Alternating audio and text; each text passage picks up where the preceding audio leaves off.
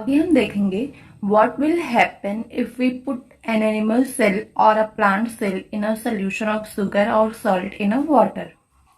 बोल रहा है कि ऑस्मोसिस के बेसिस पर हम देखेंगे कि क्या घटित होता है अगर हम प्लांट सेल या फिर एनिमल सेल शुगर सोल्यूशन और सॉल्ट सोल्यूशन में रखते हैं। तो क्या होगी, 3 थिंग्स हैपन होगी। हम आगे देखेंगे क्या घटित हो। First thing is that if surrounding medium of cell has higher water concentration than the cell।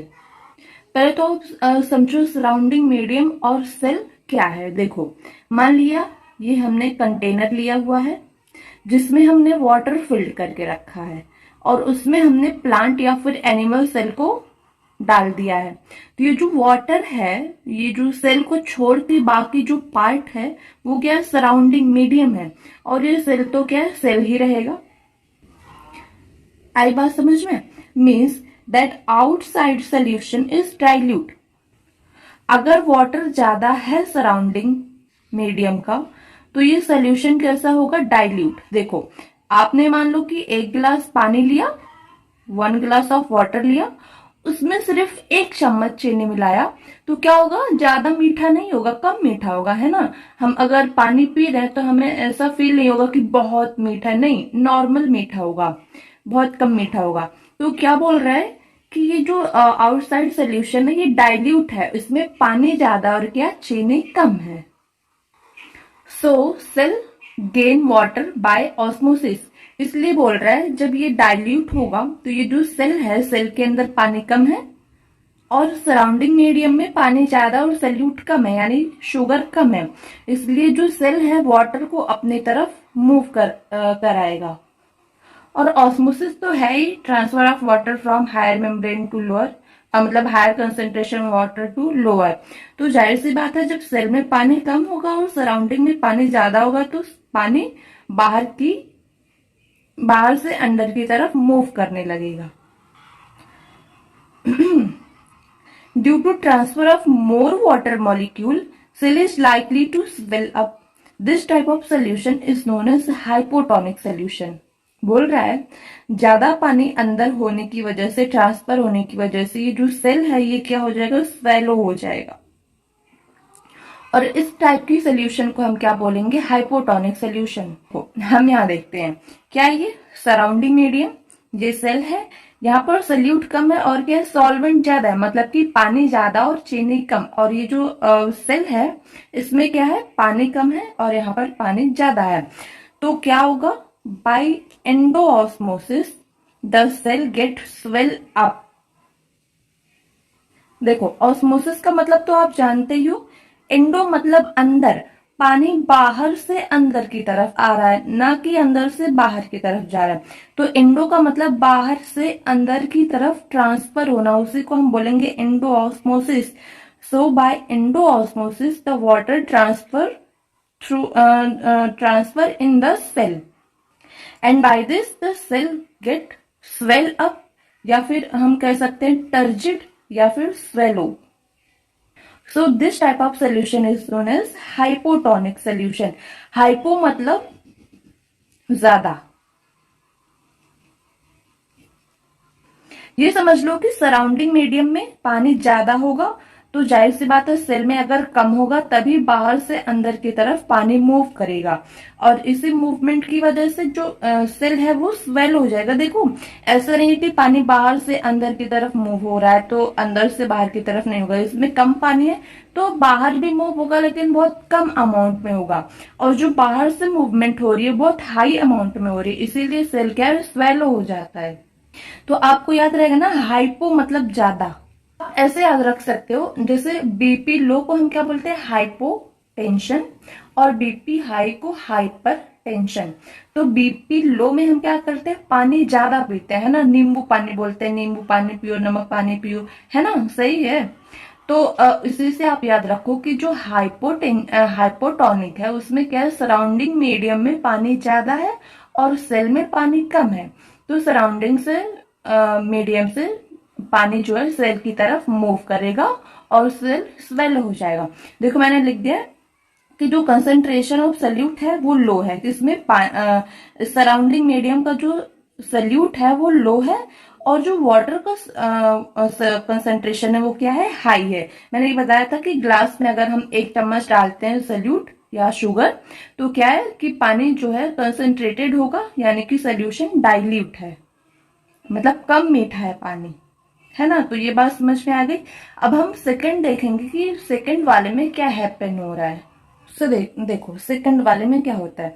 If the medium has a lower water concentration then the cell, बोल रहा है कि अगर ये जो मीडियम है, ये जो सराउंडिंग मीडियम है, यहाँ पर क्या है, पानी कम है। कहाँ से, सेल से। देखो आपको दिख रहा होगा कि जो सेल है ये पहले से ही स्वेलो है, तो जाहिर सी बात है इसमें पानी ज्यादा होगा, है ना। और ये जो सराउंडिंग मीडियम है इसमें सल्यूट ज्यादा है, यानी कि हमने शुगर सोल्यूशन लिया है और उसमें हमने सेल को रखा है। तो पहले वाले में हाइपोटोनिक में हमने तो शुगर जो सल्यूट था, यानी जो शुगर का अमाउंट था वो बहुत ही कम था और उसमें वाटर का अमाउंट ज्यादा था। और इसमें क्या है, जो हमने शुगर सोल्यूशन लिया है वाटर और शुगर का, तो वाटर कम है। मान लिया कि आधे गिलास वाटर में हमने 1 गिलास चीनी डाल दिया, तो क्या होगा कि ये जो सोल्यूशन है क्या हो जाएगा, ज्यादा कंसंट्रेटेड हो जाएगा, है ना। और पहले वाले में डाइल्यूट था। अगर पानी का कंसंट्रेशन कम हो रहा है तो सोल्यूशन का कंसंट्रेशन ज्यादा होगा। तो सराउंडिंग मीडियम में पानी कम है, सल्यूट ज्यादा है, और जो सेल है इसके अंदर पानी बहुत ज्यादा है।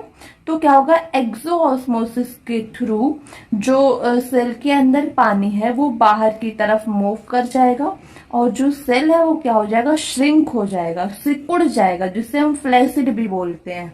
देखो ऑस्मोसिस का मतलब तो पता है, और एक्सो मतलब बाहर की तरफ, अंदर से बाहर की तरफ। देखो यहाँ पर पानी मूव हो रहा है अंदर से बाहर की तरफ, तो क्या हो रहा है, एक्सो ऑस्मोसिस। एक्स मतलब एक्सटर्नल, यानी बाहर की तरफ।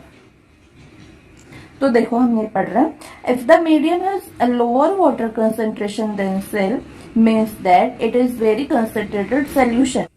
The cell will lose water by osmosis due to more water left by cell. It will shrink. This type of solution known as hypertonic solution. यही बोल रहा है कि जो सराउंडिंग मीडियम है ये क्या है, लो वाटर कंसंट्रेशन है, मतलब कि इसका जो सल्यूट है वो वेरी हाई कंसंट्रेटेड है। तो जो मूवमेंट हो रही है वो सेल से बाहर की तरफ हो रही है, मतलब एक्सो ऑस्मोसिस हो रहा है। ऐसा नहीं है कि बाहर से अंदर पानी नहीं आ रहा है, लेकिन बहुत कम ही अमाउंट में आ रहा है, और सेल से जो वाटर है वो बहुत हाई अमाउंट में बाहर की तरफ मूव कर रहा है। तो जाहिर सी बात है, जब ज्यादा पानी मूव करेगा तो ये क्या होगा, श्रिंक हो जाएगा, है ना। तो इस टाइप की सोल्यूशन को हम क्या बोलते हैं, हाइपरटोनिक सोल्यूशन बोलते हैं। क्या बोलते हैं, हाइपरटोनिक सोल्यूशन। आप ऐसे भी याद रख सकते हो कि हाइपर का मतलब टेंशन में होना, जैसे होता है ना बीपी हाई को हम हाइपरटोनिक बोलते हैं, हाइपर टेंशन बोलते हैं, सॉरी, बीपी हाई को हम हाइपर टेंशन बोलते हैं।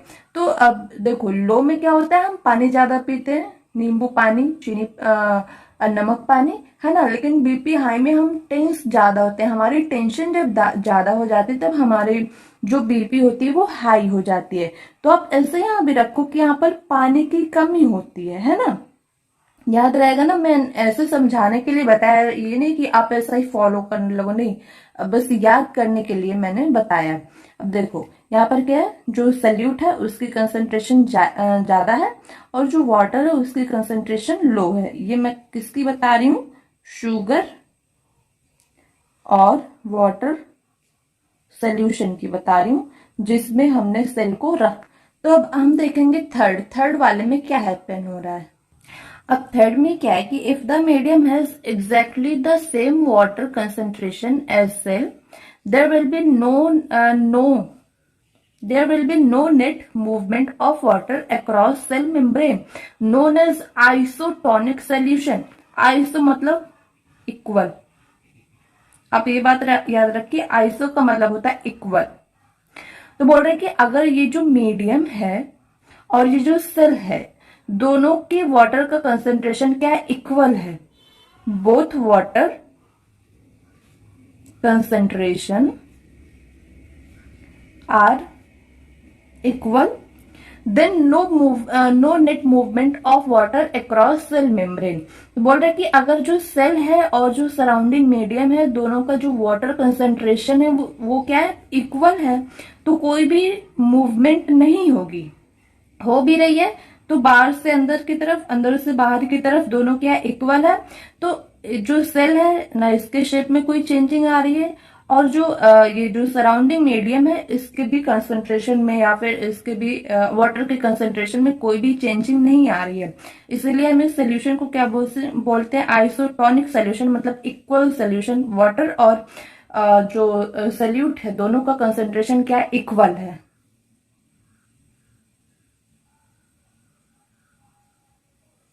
तो देखो यहाँ पर जो सल्यूट है और यहाँ पर जो वाटर है दोनों एक दूसरे के क्या है, इक्वल है। जितना सल्यूट है उतना क्या है, वाटर भी है। अंडरस्टैंड। तो इसको समझने के लिए हमें क्या दिया हुआ है, एनसीईआरटी में एक क्या दिया, एक्टिविटी दो दी हुई है, एक रेजोनेंस वाली एक और दूसरी दी हुई है। तो देखो मान लिया हमने फिर से यहाँ पर क्या लिया, सोल्यूशन लिया, या फिर वाटर है नॉर्मल, हमने वाटर ले लिया, वाटर ले लिया और इसमें हमने क्या ले लिया, रेजिन, है ना। तो रेजिन आप लोग जानते हो कि वो सिकुड़ी हुई रहती है ना। तो हमने इस पानी में रख दिया तकरीबन 2 या 3 घंटे, इससे ज्यादा नहीं, 2-3 घंटे में हो जाता है। तो 2-3 घंटे रखेंगे तो ये जो रेजिन है किसमें कन्वर्ट हो जाएगी, स्वेलो हो जाएगी। तो ये क्या है, हाइपोटोनिक। हाइपोटोनिक में जो सेल होती है वो स्वेलो हो जाती है। और फिर हमने इस रेजेंस को, ये जो स्वेलो हुई रेजेंस है, हमने कहां पर रखा, एक मतलब वाटर वाले सोल्यूशन में फिर से हमने इसको रखा। तो क्या होगा, नो चेंज। जैसे ये रीजन पहले थी वैसे ही रहेगी, क्योंकि ये पहले से स्वेलो है। हमने फिर से इसे वाटर सोल्यूशन में रखा तो क्या है, जो सेल है और जो सराउंडिंग मीडियम है दोनों का जो वाटर कंसेंट्रेशन है बराबर है, तो नेट मूवमेंट 0 होगा। तो क्या होगा, ये क्या होगा, आइसोट्रॉनिक होगा। अब मान लो कि ये जो सेल है, मतलब ये जो रेजेंस है स्वेलो, हमने इसे कहाँ रख दिया, धूप में रख दिया। हमने इसे धूप में रख दिया तो ये धीरे धीरे सिकुड़ जाएगी, है ना, बाई एक्सोऑस्मोसिस, मतलब अंदर से बाहर की तरफ पानी क्या हो जाएगा, मूव कर जाएगा, और ये फिर से क्या हो जाएगी, श्रिंक हो जाएगी, श्रिंक हो जाएगी। आई बात समझ में। अगर हो सके तो आप लोग करके देखिए, तो बहुत सिंपल है, तो आप लोग करके देखिए, फिर ज्यादा अच्छे से समझ में आएगा। तो आज के लेक्चर को हम यहीं पर एंड करते हैं। नेक्स्ट हम पढ़ेंगे सेल ऑर्गेनेल्स।